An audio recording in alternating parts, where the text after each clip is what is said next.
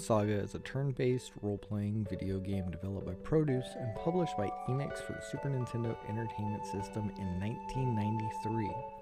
A unique and challenging RPG, standing out for its complex and often unforgiving gameplay. You start the game off by choosing one of 7 characters, each with their own strengths and weaknesses.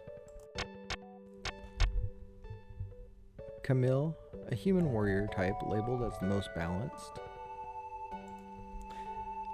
Lejace, a demon with strong offensive power. Asuna, a powerful magic-using elf. Olvin, a dwarf, older compared to the others, but still powerful. Valsu, a human monk with good healing spells. Lux, a Tejun, a mechanical man. His defensive power and HP is highest of all characters. Wilma, an alien which utilizes arms and legs in battle and is the quickest to level up.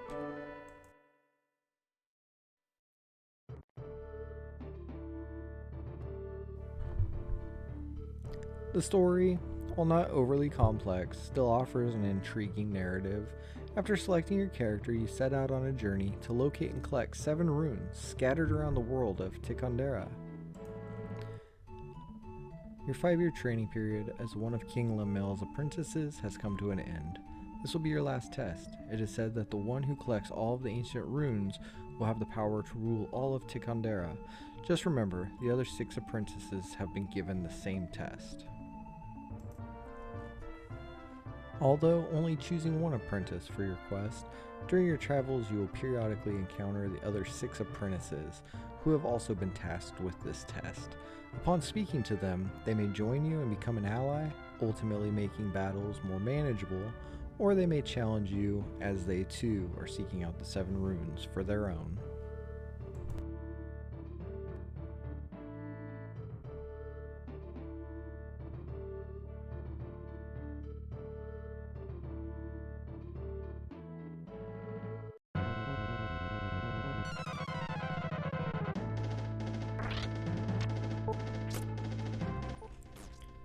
The gameplay truly sets it apart from other RPGs from this era. The battle system is turn-based, so there's nothing new there. However, early on in the game, it can be brutally difficult. This is definitely so, especially before you recruit another one of the apprentices to assist you on your quest.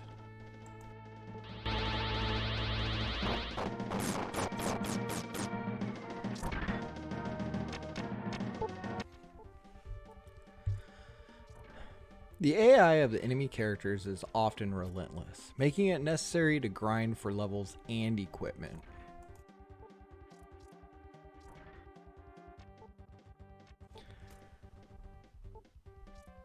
There's a radar you have that allows you to see where the monsters are on the map, and removing the random encounters of traditional RPGs like this.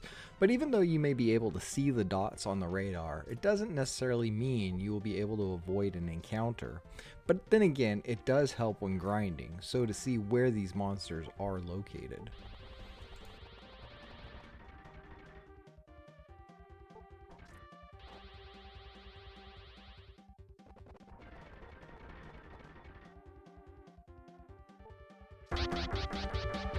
The difficulty level of this game, although it's high and the combat system can be punishing at times, it's not the most difficult game, but can absolutely be quite frustrating.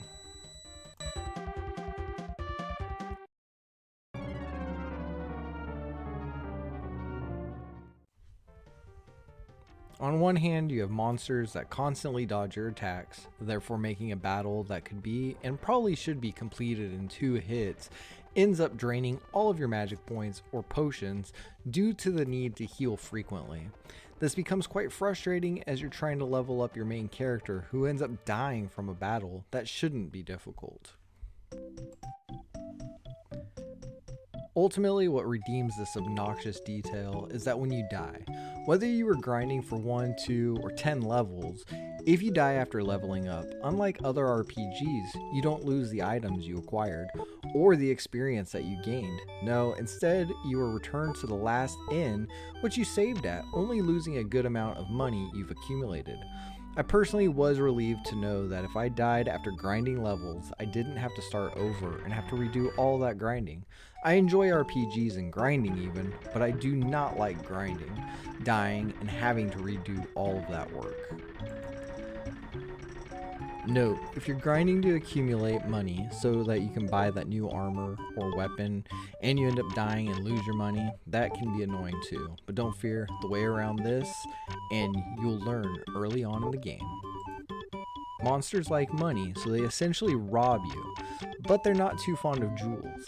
This detail is nice because let's say you've got $20,000 in money and you're ready to move on, the best thing to do is to buy different jewels. This way, when you get to the next town, you can just sell the jewels at the same price you paid and buy more equipment, but not worry about losing your money due to a monster that dodges all of your attacks and eventually kills you. While the challenging gameplay can be both a pro and a con, it's important to note that the 7th Saga offers a unique experience in the realm of SNES RPGs. The open world exploration, character development, and the race to acquire the runes provide a sense of depth and immersion. The overworld can be one of the more complex details, at least on your first playthrough. Just because you get a map doesn't mean anything's marked on it, and I personally had a difficult time determining where I could actually go based on looking at the map. Therefore, I didn't really use it all that much. I did see some images online in which people had actually marked the map that came with the game, labeling the different towns, caves, and castles.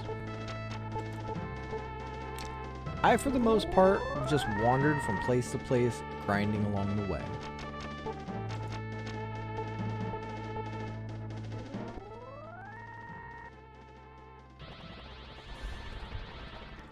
Overall, the 7th Saga is a polarizing game.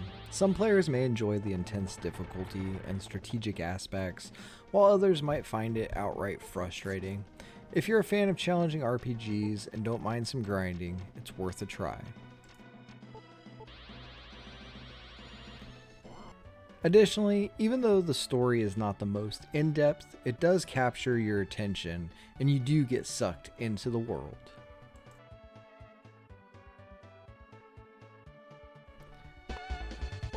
For those that grew up in the era of SNES RPGs and may have missed this one, or even for those just discovering this era of RPGs, I recommend giving it a go.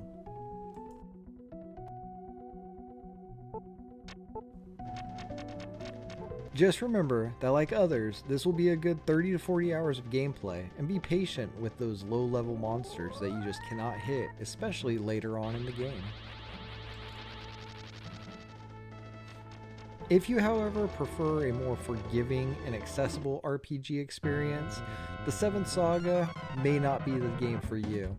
However, if you are looking for that challenge and you're up for it, absolutely make sure to give it a go, and again, just be patient.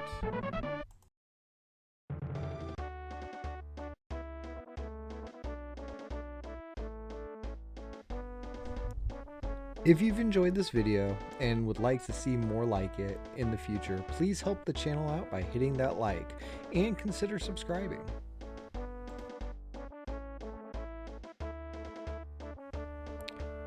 Till next time, thank you for joining.